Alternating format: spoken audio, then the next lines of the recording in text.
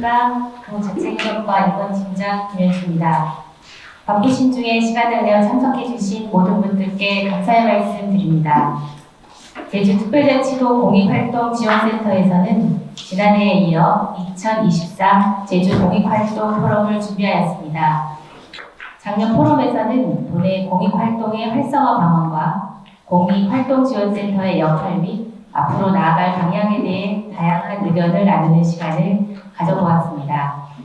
올해 포럼은 공익활동 영역에서의 변화하는 흐름과 지속성을 위한 방안을 주제로 한 발표와 공익활동의 지속성을 위해 필요한 재원, 사람, 의제를 주제로 하는 단체별 사례 발표, 활동의 지속성을 위한 활동 방향에 대한 토론으로 준비하였습니다.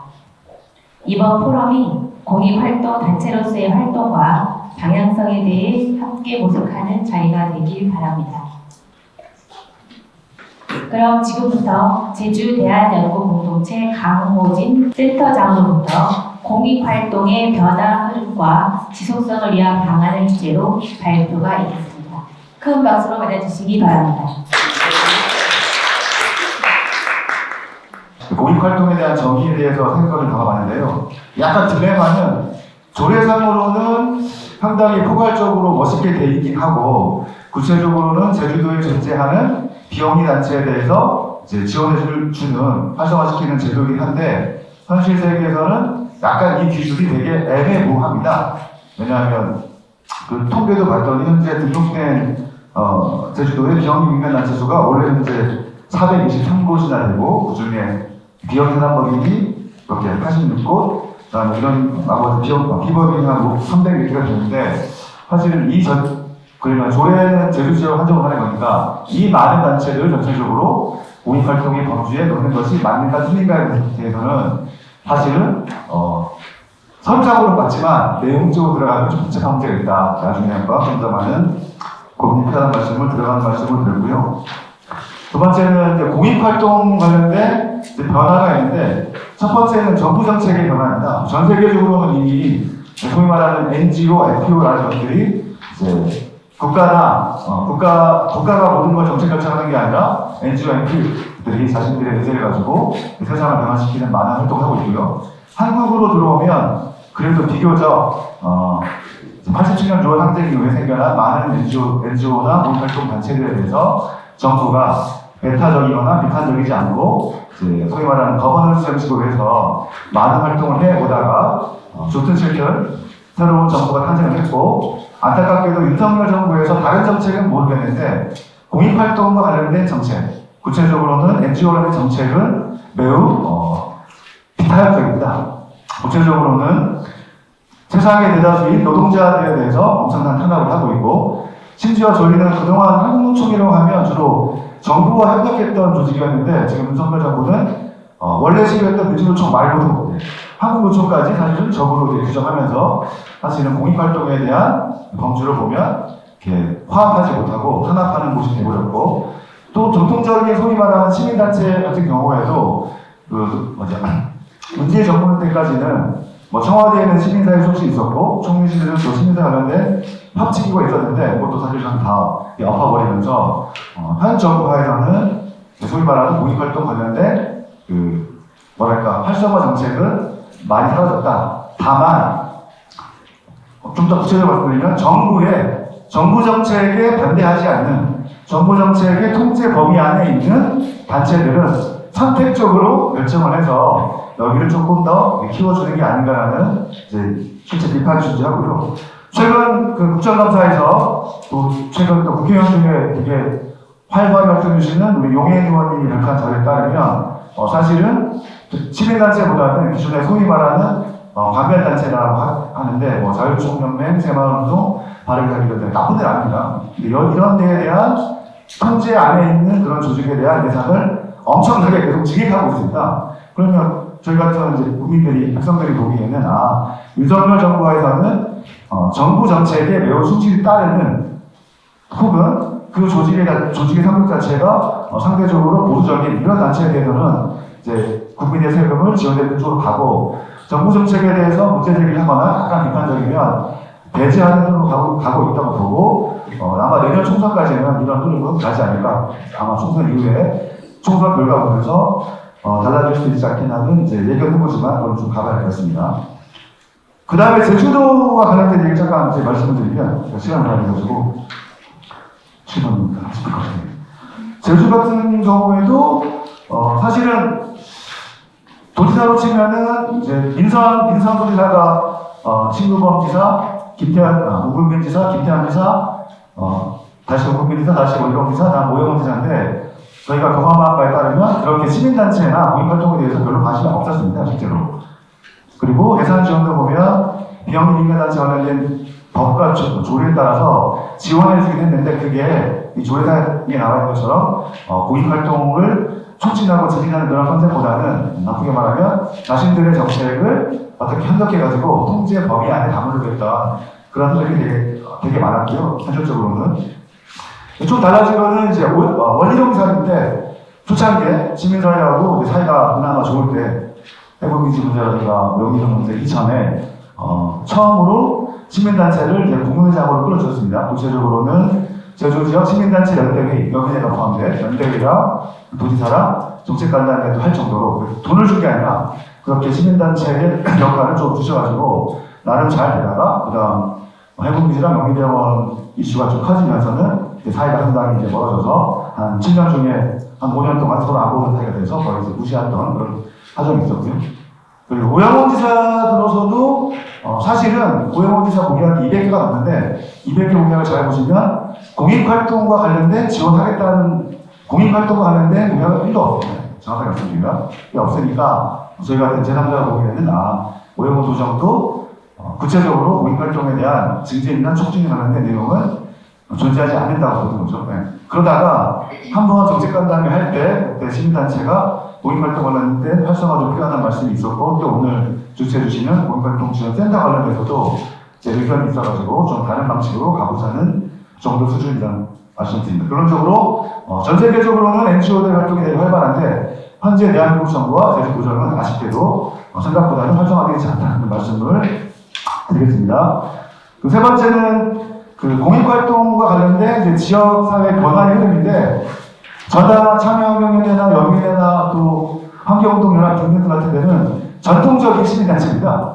그래서 상당히 위계일선 아니고 조직 체계가 갖춰지고 총회가 있고 운영위가 있고 이사회가 있고 집행부가 있는데 최근에 제가 경험한 사회의제를 만드는 이제 소위 말하는 공익활동의 흐름은 꼭 조직화된 단체가 아닌 게 되게 많습니다. 옆에 계시는 이제 비건도 와 계신데 저희도 작년에 재작년에 그분들의 의제를 받아가지고 제주 교육청에 비건 채식 급식 관련된 조례도 했었거든요. 근데 회의하다 보면 저희처럼 전통적인 조직화된 이런 단체가 아니라 다 세 분, 네 분, 다섯 분 모여서 매우 자유롭게 의제를 가져오는 흐름들이 되게 많아졌고 저는 이 흐름은 나쁘지 않다고 봅니다. 그래서 이런 옛날처럼 뭔가 막 총학생 같은 스타일이 아니고 개별이 모여서 자유롭게 활동하시는 흐름인데 이 흐름도 그동안은 도에서 약간 이제 관심 밖에 있다가 작년인가 재작년에 이제 공익활동 지원센터가 조금 사업들을 이제 반영해 주시면서 이제 지원의 틀을 이제 만들어가는 과정이라고 저는 생각하고 결론은 시민단체도 공익활동의 양태도 전통적인 조직 흐름에서 개별이 모인 자발적이고 창의적이고 이런 활동으로 변화되는 일이 있다. 또 이야기해서 제주도의 말씀을 드렸습니다. 왜냐하면 의제로 보면 저희가 과거에는 10년 전만 하더라도 동물권 이야기 들어본 적 있습니까? 없었거든요. 그렇죠? 환경은 얘기했는데 요즘처럼 뭐 비건 해본 적이 없는데 최근에 정책안 주거든요. 그러니까 상당히 의제의 다양성과 조직의 형태가 다르다는 말씀을 좀 드리겠습니다. 그 다음 세 번째로 제주 지역 공익활동에 대한 활성화 평가를 제가 주관적으로 해봤는데 일단은 조례를 만들 때 죄송하지만 이건 집행부가 만든 조례가 아닙니다. 당시 조례를 만들 때는 제주도 의회하고 시민사회가 협력을 해서 당시 존재하는 전국의 공익활동 지원 관련된 조례하고 NPO 관련된 조례를 싹 다 모니터링 해서 그 중에 나름 괜찮은 조항들만 싹 다 모아가지고 이렇게 통과가 돼서 활동하고 있는데 조례상으로는 조례대로만 되면 공익활동은 제가 보기에 전혀 문제가 없지만 현실에서는 이게 잘 작동하지 않는 게 제 모습입니다. 그리고 제가 느낀 거는 도청은 공무원들 다 열심히 하지만 제주도청의 공익활동 관련된 지원은 누가 하고 있냐? 그냥 현재 도청이 직영하고 있는 공익활동 지원센터한테 다 맡겨놔고 있어요. 주관적입니다. 그냥 다른 조직이 없거든요. 그러니까 오로지 제주 지역의 조례상으로는 되게 포괄적으로 공익활동을 활성화하려고 했는데 현실에서는 행정의 예산이나 정책은 오로지 현재 상황은 공익활동 지원센터에다가 다 맡겨놔서 열심히 하세요라는 정도의 버전이라고 저는 평가하고 싶습니다. 그러면 현실에서는 공익활동 지원센터가 잘하고 있는가 없는가를 따져봐야 되는데 제가 느낀 건 이 엄청나게 적고 적은 인력에도 불구하고 그래도 선방한 게 아니냐. 코로나19 되게 많이 열심히 했는데 여기 보시면 제가 막 알아봐가지고 13페이지에 보시면 공익활동 지원센터 연두부에서는 제가 파악해 봤거든요.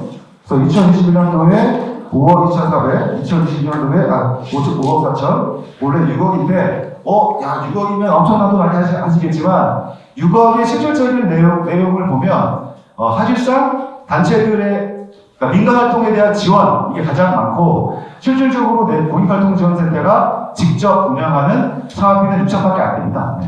6천이면 저한테 큰 돈인데 유사한 제주시 소통협력센터라든가 저희가 하고 있는 사회적 경제센터 같은 거와 비교하면 상당히 죄송하지만 되게 스몰 사이즈인 거죠. 저희 사회적 경제 네트워크 예산이 40억이 넘거든요. 소통은 22억입니다. 인력도 13명, 15명, 30명인데 그거에 비하면 사실 행정적으로는 이 활동지원센터가 거대한 예산과 원대한 품을 갖고 있지만 예산과 인력의 문제로 어려움이 있었다.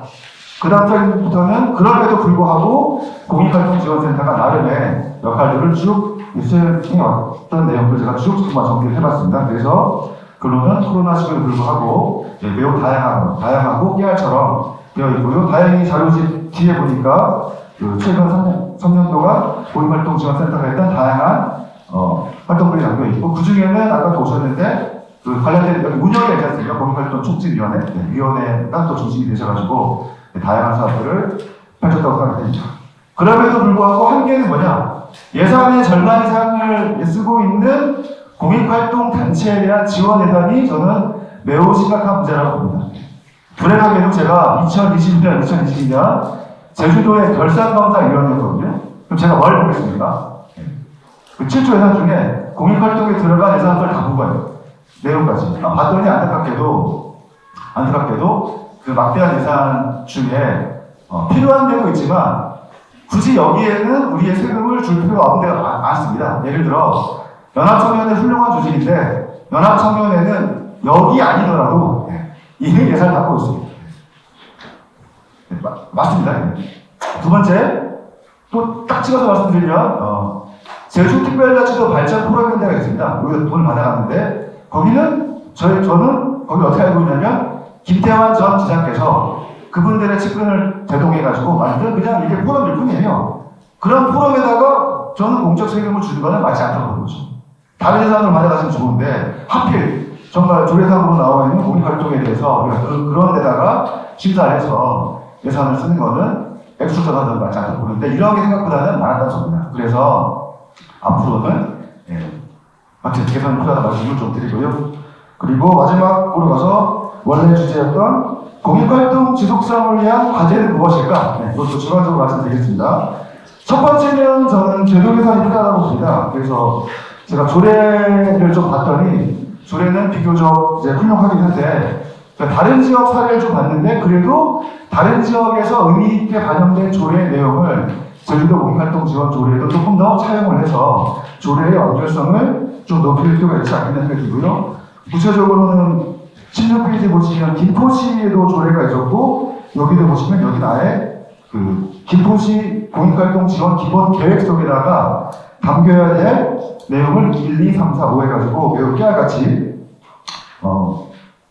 반영되어 있습니다. 그리고 또 최근에 좀 유행인 사회문제 해결을 위한 공익활동단체 21팀 사업까지도 조례에 좀 반영이 되어 있어가지고 저희 같은 경우에는 향후 조례가 개정이 된다면 반영할 필요가 있지 않겠나. 그리고 약간 또 유사한 사례지만 포천시 같은 경우를 봤더니 공익활동 지원센터 규정 중에 봤더니 협치와 관련돼서 사회적 경제 관련 사업, 마을 만들기, 주민 참여 예산 이런 세부적인 내용까지 센터 영역이 있는 거죠. 그러면 당연히 이런 사업이 포함되면 인력과 예산과 사안의 의제가 넓어져서 공익활동지원센터가 좀 더 풍부해질 수 있다는 말씀을 좀 드리겠습니다. 그리고 16페이지부터 1번부터 8번까지는 광주시 조례를 한번 이제 가져와 봤고요. 그리고 특이한 거는 제주공익활동지원센터 조례 11조에 보시면 그 센터 설치가 되어 있습니다. 그래서 도 단위에서는 공익활동지원센터가 있는 것이고 필요한 경우에 행정시 단위로도 지역센터라든가 지도를 설치할 수도 되어 있거든요. 이거는 지금 당장은 어려운데 만약 오영훈 도정이 도민들을 잘 설득하셔가지고 주민투표 결과 행정체제가 제대로 개편된다고 하면 그 이후에 저는 이것도 이 조례를 활용해가지고 그 도에는 광역적 기능을 수행하는 이제 컨트롤 타워나 정책 방향 설립하는 공익활동지원센터가 있는 것이고 기초가 생기면 기초에도 저는 이런 것도 가능해서 가면 지역 밀착형 센터가 되지 않겠다는 말씀을 드리겠습니다. 두 번째로 그러면 이제 현재 핵심적인 역할을 하고 있는 공익활동지원센터 과제를 이제 몇 가지 설명드리겠습니다. 첫 번째는 어쨌든 예산이 있어야 됩니다. 행정적으로는 저는 이제 도청에 놓으신 분들이 뭐 이 정책 잘해줄게 다 거짓말이고 정책의 99%는 예산입니다. 예산이 반영하는 정책은 사실 쓸모가 없는 거예요. 그래서 저는 공익활동지원센터 예산이 지금보다는 상당히 확대될 필요가 있다는 말씀을 매우 강력하게 좀 주장을 드리고요. 안타깝게도 지금 도에서도 이제 이 센터를 민간 입장하신다고 해서 도의회에다가 민간 입장 동의안 내셨는데 제가 그것도 훔쳐가서 봤더니 예산이 4억밖에 안 되는 거예요. 그 사업 중에 아까 반 정도는 민간단체 지원을 해주는 거고 나머지 가지고 쓰라고 한 건데 실제 사업비 따져보면 얼마 안 되기 8천밖에 안 되기 때문에 그러면 그 정도 가지고 정상적인 기능을 수행하기는 좀 어렵지 않을까라는 말씀을 정확하게 써놨습니다. 두 번째는 공익활동지원센터가 어쨌든 제주지역에서 활동하는 시민단체 그리고 비영리 민간단체의 사실상의 허브가 돼야 되는데 나름대로 이제 지금까지는 봤더니 토대를 만드는 과정이었고 이런 걸 좀 복잡해서 시민단체나 공익활동 관련된 단체들이 좀 어려움이 있거나 문제점이 있을 때는 이 센터 중심으로 해서 이제 플랫폼이 돼서 다양한 문제를 풀었으면 좋겠다는 내용을 두 번째로 제안을 드렸습니다. 세 번째는 아까 오늘 오셨던 어디지? 충남도 좀 봤는데 공익활동이나 시민사회에 대한 연구가 사실상 전무합니다. 검색해 보시면 일부 석사 논문 한두 건이 있고 또 도가 출자 출연한 제주연구원에서 시민사회 관련된 연구가 존재하긴 하는데 되게 미약한 거죠. 반면에 저희보다 덩치가 큰 경기도를 찾아가 봤더니 여기는 이제 시민사회 관련된 연구 활동만 있을 뿐이 아니라 더 나아가서는 경기 지역에 있는 시민사회들이 활동했던 내역을 다 꼼꼼하게 기록해주는 시민사회 온라인 자료가 따로 있더라고요. 저희가 여기까지 못 하겠지만 그래도 연구 차원에서 향후에 시민사회단체 아카이브 차원에서도 조금 중장기적으로는 이런 계획도 이제 포함됐으면 좋겠다는 말씀을 드리겠습니다. 20분이니까 5분 하겠습니다. 네 번째로 그 공익활동 관련된 저는 네트워크가 필요합니다. 이미 전국의 NPO센터, 활동지원센터 간의 연대기구는 있긴 하지만 좀 더 활성화될 저는 이제 필요가 있다고 생각되는데 다만 그동안 활동 내역을 봤더니 도센터에서는 제주 지역에 계셨던 공익활동 단체들을 육지에 선진지 견학은 아니고 육지에 이제 계속 이제 보내시면서 다양한 교류 사업을 해왔는데 이제 그것도 저는 필요하다고 보는데 거꾸로 전국에 계시는 공익활동센터나 활동가 분들을 제주로 모셔가지고 하는 어떤 이제 교류회장 플러스 플랫폼을 만드는 방향성은 필요해 보이고 저희가 또 사상 관련된 단체다 보면 어쨌든 제주도는 오시려고 하거든요. 네. 그런 기회를 잘 찾아서 제주도가 공익활동 전국 네트워크에 또 다른 축이 됐으면 좋겠다는 말씀을 드립니다. 그리고 곁다리로 오영호 도정 내년도 사업 중에 보니까 그 워케이션 센터를 막 짓는 게 있더라고요. 이거는 기업용인데 그리고 이 워케이션 센터 사업 여러 가지 중에 모두 다 기업, 청년 창업만이 아니라 사실은 이제 NGO라든가 공익활동 단체들을 위한 이제 다른 모르겠지만 그와 유사한 기능을 수행하는 센터도 저는 한두 곳 정도 해주시면 또 다른 또 교류에 거쳐되지 않겠는 말씀을 이제 드리겠습니다.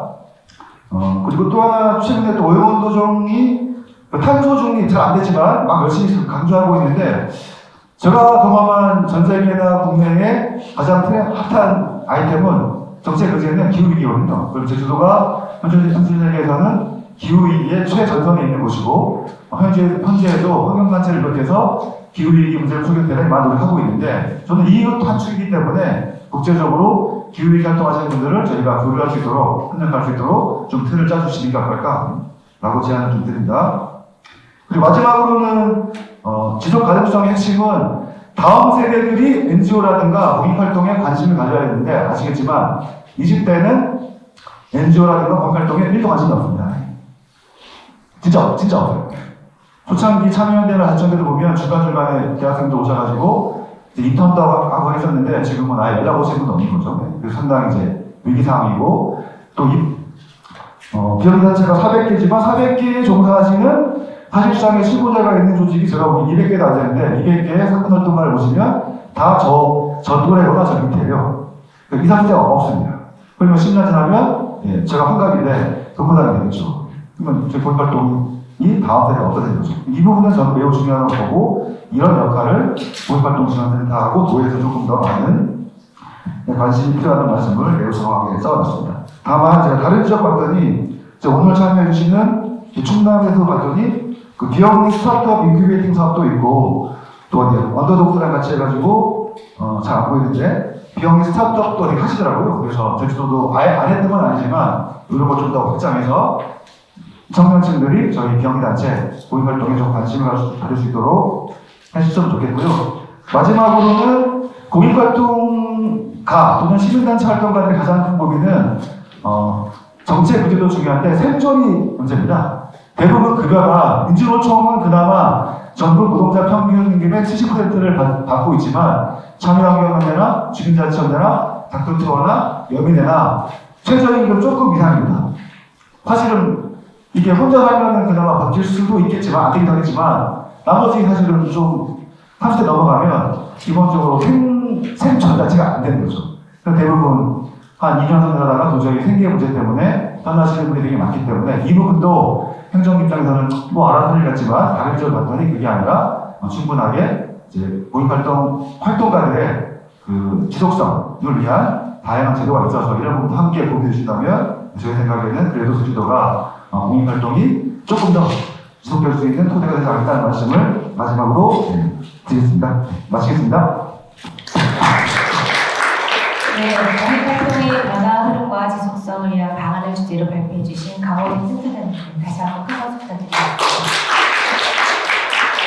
그러면 지금부터는 이서연 좌장님 주제로 사례 발표와 토론을 이어가도록 하겠습니다.